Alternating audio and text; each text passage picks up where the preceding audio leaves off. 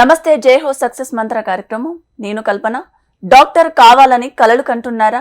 Neat పరీక్షల్లో rank సాధించి మీ doctor కలను సొంతం చేసుకోవాలంటే ఏం చేయాలి? అలాగే బైపీసీ విద్యార్థులు ఇంటర్మీడియట్ తర్వాత MBBS తో పాటు ఇతర కోర్సులో జాయిన్ అవ్వాలనుకుంటే ఏ పరీక్షలు రాయాలి, వాటికి ఎలా ప్రిపేర్ కావాలి వంటి విషయాలు వివరించడానికి NASR impulse academy chairman N Sitaramayya garu మనతో ఉన్నారు. వారిని అడిగి మరిన్ని విశేషాలు తెలుసుకుందాం. నమస్తే సార్. నమస్కారం అండి. సార్, ముందుగా చెప్పండి, బైపీసీ విద్యార్థులు MBBS చేయాలంటే ఏం చేయాలి, ఏ పరీక్ష రాయాలి? బైపీసీ విద్యార్థులు MBBS చేయాలి అంటే ఇండియాలో కంపల్సరిగా నీట్ ఎగ్జామినేషన్ రాయాలి అండి. నీట్ అంటే నేషనల్ ఎలిజిబిలిటీ ఎంట్రన్స్ టెస్ట్.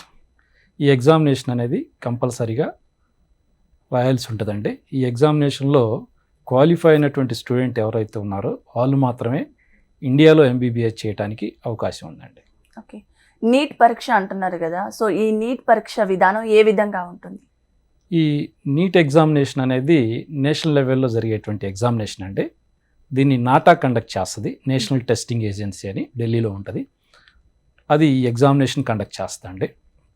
టోటల్గా దీంట్లో 180 క్వశ్చన్స్ అడుగుతారండి. ఈ 180 క్వశ్చన్స్ని 3 అవర్స్లో కంప్లీట్ చేయాల్సి ఉంటుంది. సో ఈచ్ రైట్ ఆన్సర్కి +4 మార్క్ ఉంటుందండి. నెగిటివ్ ఆన్సర్కి -1 ఉంటుంది.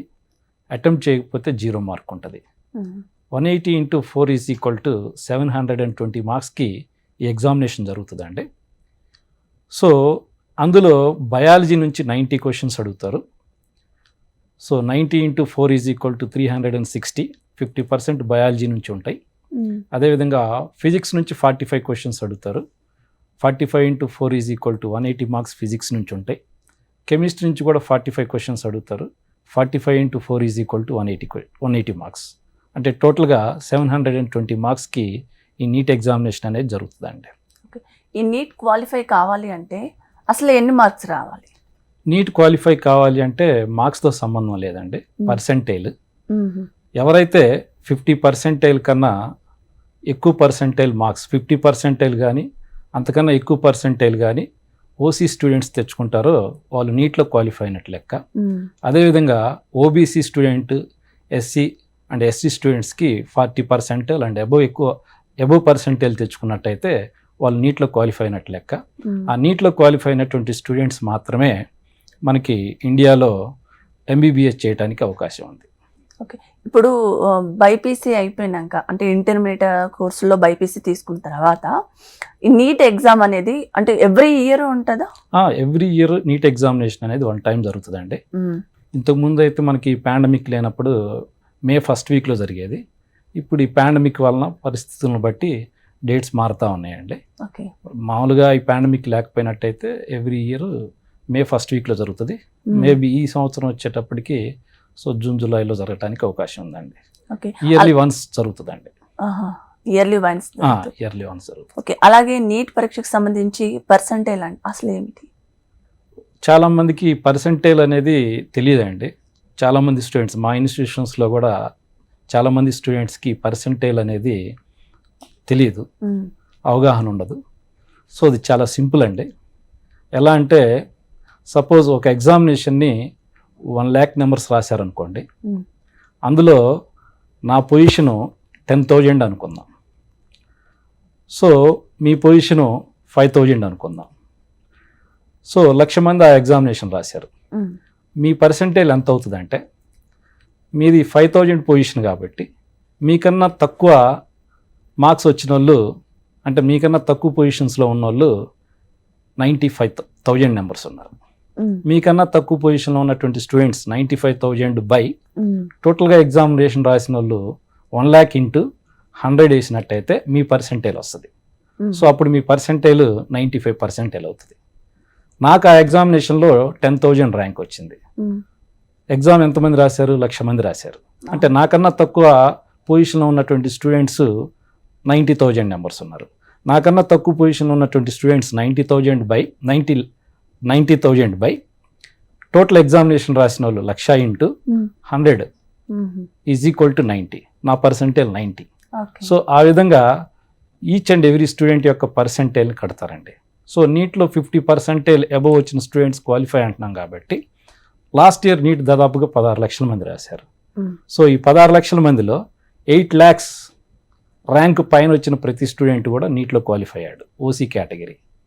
అదే BC, SC and ST students వచ్చేటప్పటికి 40% వాళ్ళు క్వాలిఫై మార్క్ కాబట్టి 40% అబవ్ అంటే దాదాపు 16 లక్షలకి 40% అంటే ఎంతైతే ఉంటుందో అంత పైన వచ్చిన వాళ్ళు ప్రతి వాళ్ళు కూడా దాంట్లో క్వాలిఫై అయినట్టు లెక్క. ఆ క్వాలిఫై అయినటువంటి స్టూడెంట్స్ మాత్రమే ఈ ఇండియాలో ఎంబీబీఎస్ చేయడానికి అవకాశం ఉంటుంది అనమాట. ఓకే, ఇప్పుడు ఎంబీబీఎస్ సీట్లు అంటే ఇప్పుడు ప్రజెంట్ ఇయర్ల వైజ్ చూసుకున్నా కూడా అంటే ఒక ఇయర్లో ఎన్ని సీట్లు ఉంటాయి, లేదంటే లాస్ట్ ఇయర్ లేదంటే నెక్స్ట్ ఇయర్ అట్లా? సో తెలంగాణ స్టేట్ నుంచి తీసుకున్నట్టయితే తెలంగాణ స్టేట్లో ఎంబీబీఎస్ సీట్స్ వచ్చేటప్పటికి టోటల్గా 5240 సీట్స్ ఉన్నాయండి. అందులో గవర్నమెంట్ కాలేజెస్ నుంచి 1790 సీట్స్ ఉన్నాయి. అదే ప్రైవేట్ కాలేజెస్లో వచ్చేటప్పటికి 3450 సీట్స్ ఉన్నాయండి. టోటల్గా కలిపి 5240 సీట్స్ ఉన్నాయి ఓన్లీ తెలంగాణ స్టేట్లో. ఈ తెలంగాణ స్టూడెంట్స్ అందరూ కూడా ఈ 5240 ఎంబీబీఎస్ సీట్స్కి వెళ్ళొచ్చు. దాంతోపాటు ఆల్ ఇండియా కోటా ఉంటుంది. ఆల్ ఇండియా కోటాలో దాదాపుగా మనకి 4500 మెడికల్ సీట్స్ ఉంటాయి, ఎంబీబీఎస్ సీట్స్ ఉంటాయి. దాంతోపాటు ఎయిమ్స్లో 1200 సీట్స్ ఉంటాయి. 16 ఇన్స్టిట్యూషన్స్ ఉన్నాయి ఇప్పుడు ప్రజెంట్. దాంట్లో ఒక 1200 మెడికల్ సీట్స్ ఉన్నాయి, ఎంబీబీఎస్ సీట్స్ ఉన్నాయి. దాంతోపాటు జిప్మర్లో 2 కాలేజెస్ ఉన్నాయి, 240 సీట్స్ అవైలబిలిటీలో ఉన్నాయి. అదేవిధంగా మనకి సెంట్రల్ యూనివర్సిటీస్ తీసుకున్నట్టయితే బీహెచ్యూలో కానీ, ఏఎంయుఎల్ కానీ, తర్వాత ఢిల్లీ యూనివర్సిటీస్లో దాదాపుగా 830 సీట్స్ ఉన్నాయండి.